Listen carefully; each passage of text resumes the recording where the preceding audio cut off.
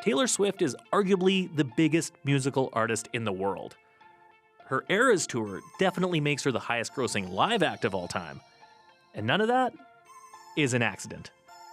When a lot of people look at Taylor Swift, they see the sequins, they see the songs, and she doesn't look like a rebellious rock star, right? She's not Bob Dylan. She's not the Rolling Stones. She's not Jim Morrison. But that move to decide to re-record all of her old music was the biggest punk rock move in music history. Moves like that are the kind of calculated risks you'd expect from CEOs, not pop stars.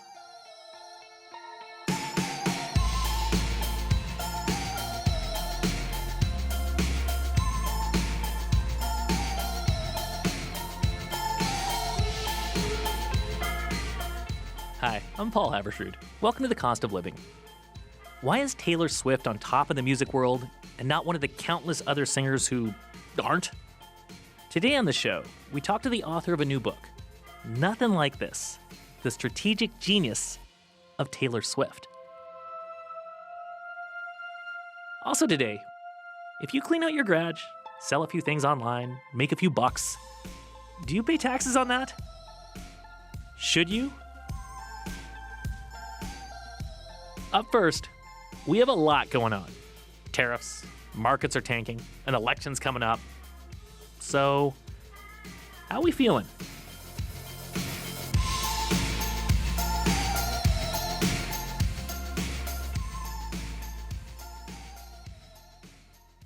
Economists like to check in on consumer confidence to try to glean some hints about what could be coming. Because when we feel good, we spend money, the economy can go vroom. When we feel nervous, we tighten things up and things can slow down. That's the idea anyway. Now, the latest consumer confidence readings, no surprise, they're not great. But we wanted to hear directly from you. So this week we're doing something just a little bit different. We talked to folks across the country, from BC to Nova Scotia, Windsor to Yellowknife, to find out how you're feeling. Now, this is by no means a scientific survey, just a check-in. And we talked to people about a lot of different stuff. But the one thing on everyone's mind, you can probably guess. Like, you just don't know what's going to come from the States next, right? Like, what's going to throw sideways. This is such uncharted territory to see a president who has so much sway over the whole world. And that's frightening to me, that one man has been able to create such chaos. What's happening in the U.S. is, pretty much the main event right now. That and all the uncertainty that comes with it. Donald Trump just flip-flops so much on things that he does with tariffs, which is what everybody's worried about. I mean, who knows? We don't even know what's going to happen tomorrow, much less in a few months' time. I mean, it's like every morning you wake up and see what's going on in the world because you never know what it's going to be next. I'm a Nova Scotian at heart, so, we suck it up, don't we? She's taking things as they come. So is Neil Metcalf. He owns the Ford dealership in Treeherne, Manitoba. Around 800 people live there. It's about an hour and a half west of Winnipeg. Neil's family has been in the car business in Treeherne for more than 100 years. My great-great-grandfather sold Model Ts brand new in Treeherne starting in 1914. Some of the stories we hear is that, we actually had to teach people how to drive when they came to pick up their new vehicle because they'd only driven horses or ridden horses. They'd never driven a motorized vehicle before. Metcalf's Garage has kept its doors open through 2 world wars and the Great Depression. It survived disco. Lived through the 22-24% interest rates in the late 70s and early 80s. Survived that. And then, of course, in my tenure, survived the COVID storm. And now we're just starting into the tariff uncertainties. He's not happy about tariffs, especially being in the auto biz. But Metcalf's Garage is the oldest owner-operated Ford dealership in the country. They've sold cars to flappers, beatniks, punk rockers. So Neil, he tries to take the long view. We've been through a lot of ups and downs, and it's important that we do stay optimistic and weather the storm as it comes. And I always say there's going to be speed bumps or hurdles in the road. We just got to figure out a way to either ride them out or steer around them.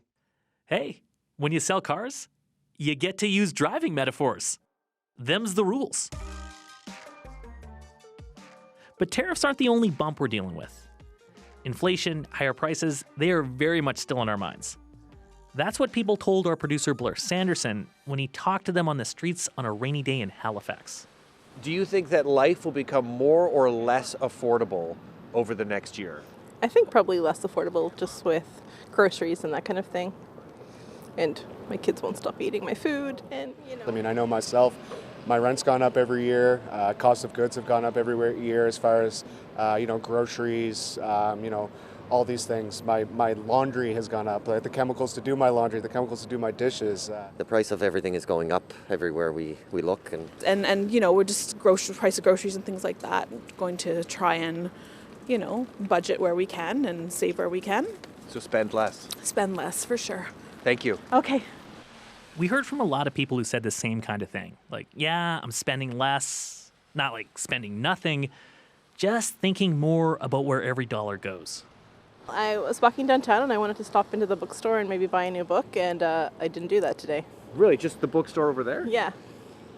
Yeah, I thought maybe, I could buy a notebook and a new book of poetry, but I have books at home and I have a library card, so that's kind of where we're taking it.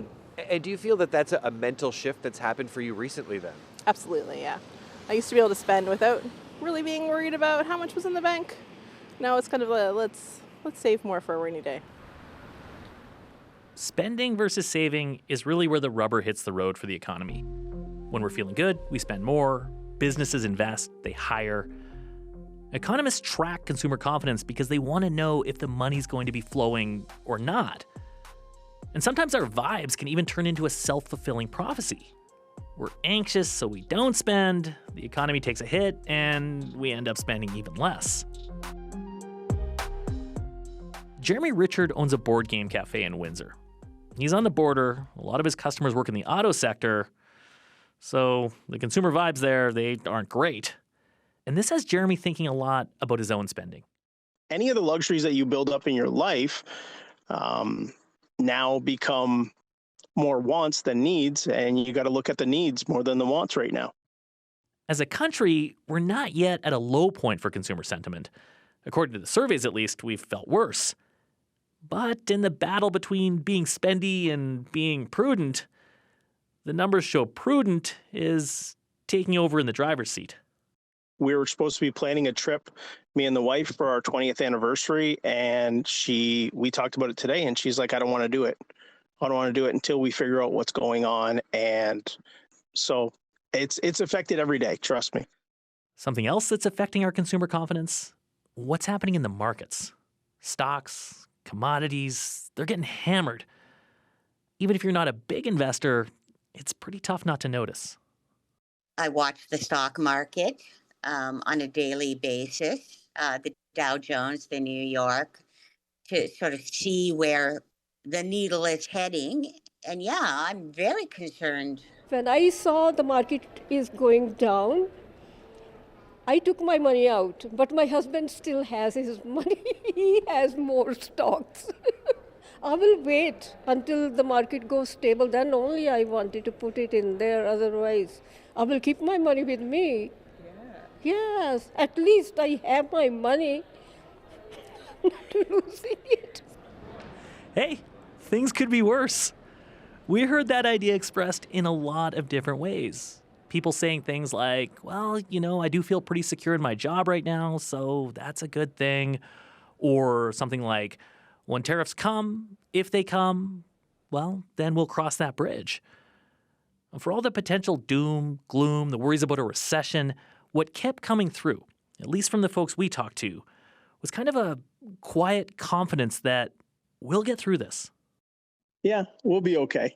I told you, we always make things happen. We always make things work. We always figure out life. I mean, people like to spend and buy things, so I just got to get more creative and keep creating things that people want to spend money on and buy and we need and want to have.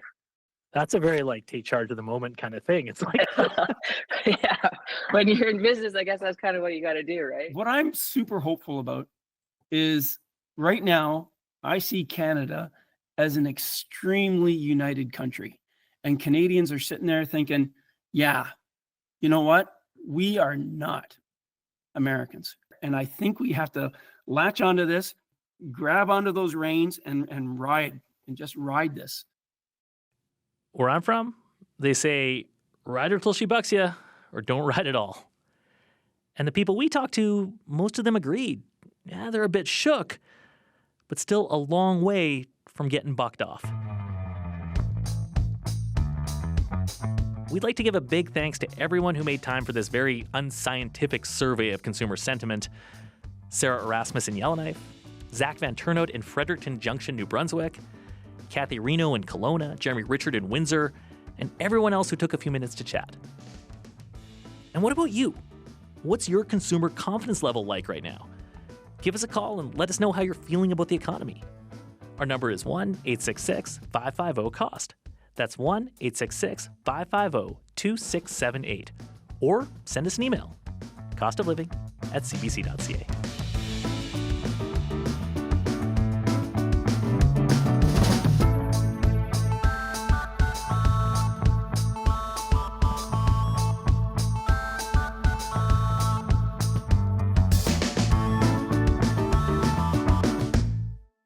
This is The Cost of Living. Listen to us on CBC Radio 1 or wherever you get your podcasts. I'm Paul Haberstrood. Let's say your kid outgrows their bike, so you sell it online and make a few bucks. Do you pay tax on that? Well, what if you buy an old bike, fix it up, and flip it? Is that taxable income? Making a few bucks on the side is now easier than ever. What can be harder is knowing what to do at tax time. It's my ironing station. And then over here, it's all fabric. That's all. Brenda Gerbig's basement has been taken over by her new passion. I love artsy quilts. I love character quilts. I look at photos and I see if I can take that photo and turn it into pieces of fabric, which I then turn into quilts. It began as a hobby, sewing anime-themed quilts. But before long, they were piling up, so she put a few of them up for sale on Facebook Marketplace. And they sold really fast, so I made a couple more. And from there, I would get people who go, I really like this quilt, but it's not what I want. Would you make me this? Sure, I'll make you that. And that's how it started. Brenda is one of millions of Canadians who have some kind of side hustle. Clothing resellers, cat sitters. It's never been easier to make a little extra dough. But figuring out what that means for your taxes can be tough. It's still not totally clear. You still have to do a lot of digging, a lot of reading, and then deciphering what you're reading. Is it what you're supposed to do, or do you not fit in that bracket? So no, it's not overly clear. Aaron Doucette works for the accounting software firm Xero.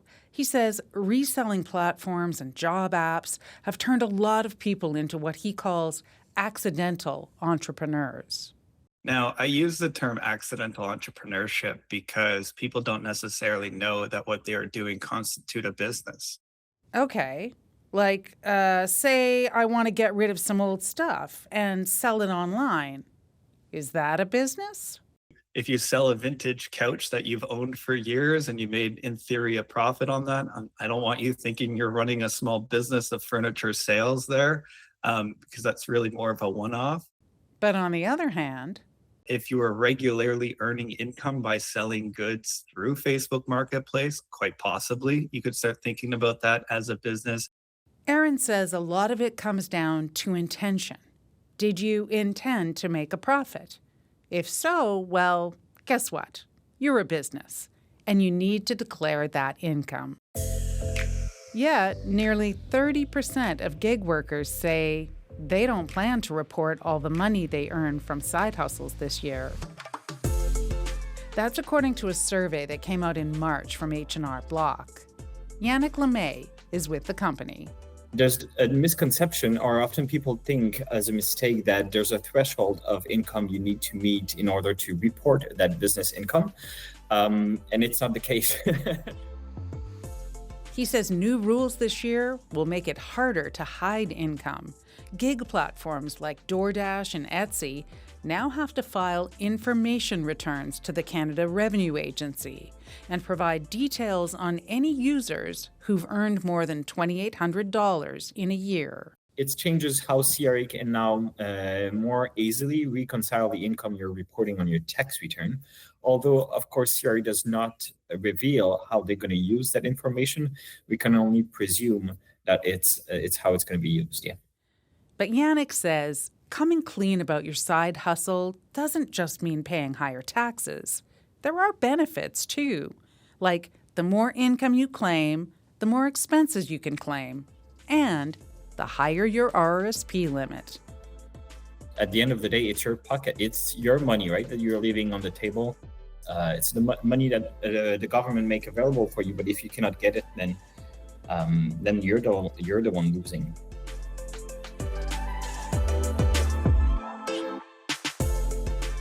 For The Cost of Living, I'm Jennifer Keane.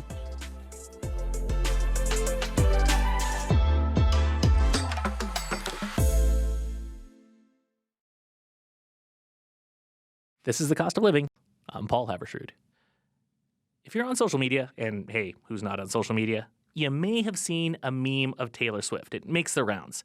She's 12 years old, singing the anthem at an NBA game, and the caption is, "Someone tell her she's about to have the highest grossing tour of all time."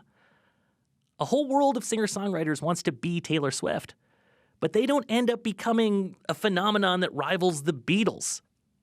She did.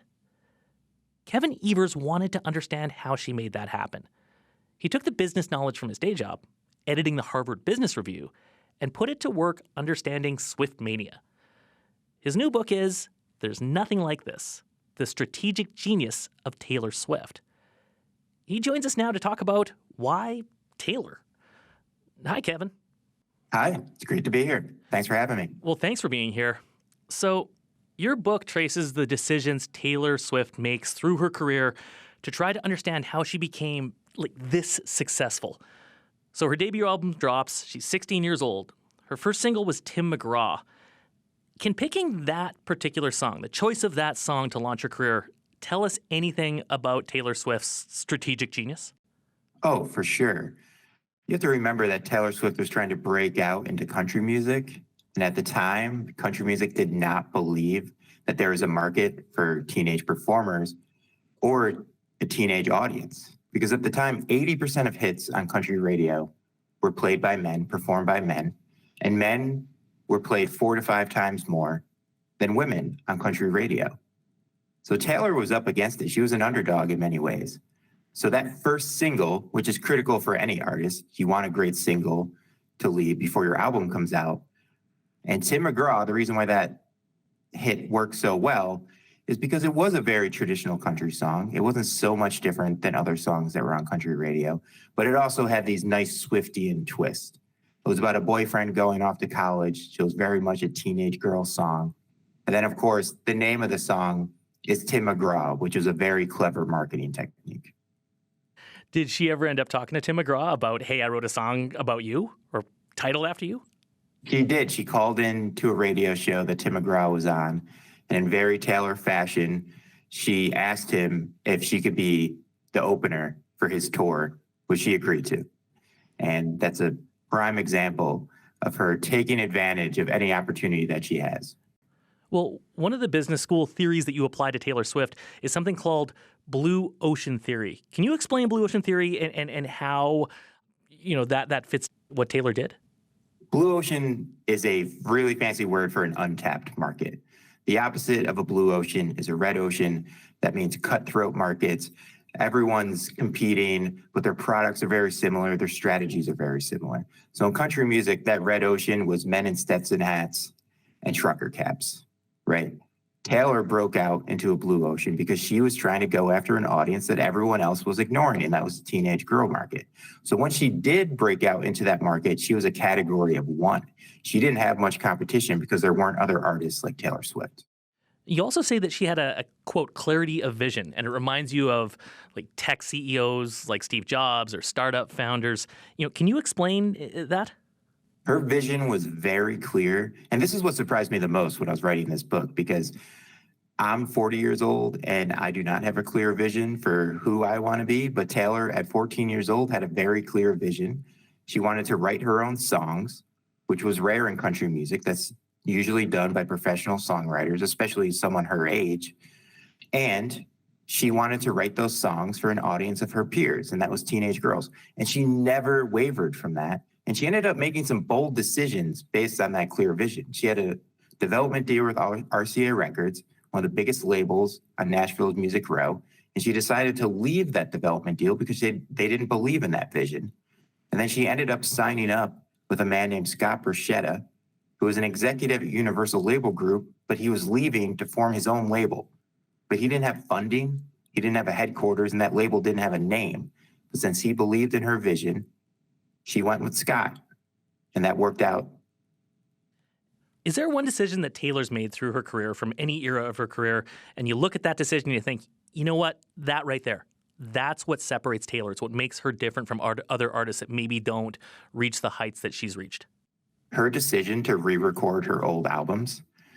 When a lot of people look at Taylor Swift, they see the sequins, they see the songs, and she doesn't look like a rebellious rock star, right? She's not Bob Dylan. She's not the Rolling Stones. She's not Jim Morrison. But that move to decide to re-record all of her old music after that old music was sold was the biggest punk rock move in music history. Prince had threatened to do this, but he never followed through. No other artist has really done this. And the fact that she was able to re-record those albums, grow her fan base in the process, while completely undermining the value of her older music to the private equity firms that music was sold to, is such a power move. And that is one of the most Swiftian things that Taylor has done in her career. I heard you say in a different interview, Kevin, that Taylor Swift sees her fans like Jeff Bezos sees his customers. Jeff Bezos, CEO of Amazon. What exactly did you mean by that? Jeff Bezos, in one of his famous shareholder letters, said, and I'm going to paraphrase here, our customers are delightfully dissatisfied. They may tell us that they love our products, but deep down they always want more, and it's our job to continually delight them. And I think that fits Taylor to a T. I mean, Taylor has sent her fans Christmas presents. She has even invited fans into her home for listening parties. She understands that superstars aren't self-made. They're created by fans. So everything that she does, she puts her fans first. And she makes bold decisions at times when you wouldn't think she would need to make bold decisions. And her move to pop music from country music was a prime example of this. She was coming off of 3 #1 albums. But instead, she decides to leave country music completely behind. Her team pushed back majorly when she decided to do that. They wanted her to continue to look into country music and to serve that market as well. And she said no. And it turned out to be a great move for her because she ended up expanding her fan base and expanded her global reach in the process. But that would not have happened if she had not taken such a big risk. Well, can the rest of us then look at what Taylor does, her strategic genius, as you call it, and take anything away from that we could actually maybe apply and use in our own lives? Oh, for sure. I mean, look at early in her career. I think what Taylor has done really well is she doesn't follow one playbook. And she has said this. She said she received an award from iHeartRadio. And she said, I don't wake up every day saying I'm going to go innovate stuff. She said, I do what's best for me, given the circumstances. And that's something we can all learn from. Early in her career, she didn't change that much. She valued trust with her audience and consistency. Her music changed just enough so her fans felt like they were getting something new, but they didn't change so much that they alienated her fans. But at other points in her career, she has radically pivoted. she's changed her sound. That's really what I take away when I learn from Taylor. It's all about looking at the circumstances and making the best decisions based on the environment. Don't copycat. Don't look at others. Don't follow the same playbook. Just really look at what's going on around you and make the best decisions for you in the moment. Interesting, yeah, because you can point at Adele or Mariah Carey and say, I get why they're successful. But Taylor, her success is much more nuanced and much more subtle, it seems, and thus much more harder to grasp. Oh, for sure. She doesn't have the physical traits that we normally associate with a superstar, right? She doesn't have Mariah Carey's voice. She doesn't have Beyonce's dance moves. But at the same time, her product is entirely tailored to her audience. She works really hard on her craft, and her songwriting has evolved over the years. She's exceptional at it, and she continues to be exceptional at it, and she gets better with each album. But that's not her most scalable asset. Her most scalable asset is her fans, and it's those relationships. And that's the reason why she's so successful. So no, she doesn't have the voice of Adele, but her voice is perfect for the objective that she's trying to achieve. She's really great at conveying emotion line by line, word by word. It sounds like she's whispering in your ear. Her voice is always up front in the mix. And that's something that great brands do, whether it's Apple or Nike or other top brands. They really know what their customer wants, and they deliver on that. So Taylor's voice and the way she writes songs is perfect for her audience. Well, I'm going to go listen to 1989 right now. Kevin Evers, thanks so much for all that. Thanks for having me. It was fun. Kevin Evers is a senior editor at the Harvard Business Review. His new book is There's Nothing Like This, The Strategic Genius of Taylor Swift.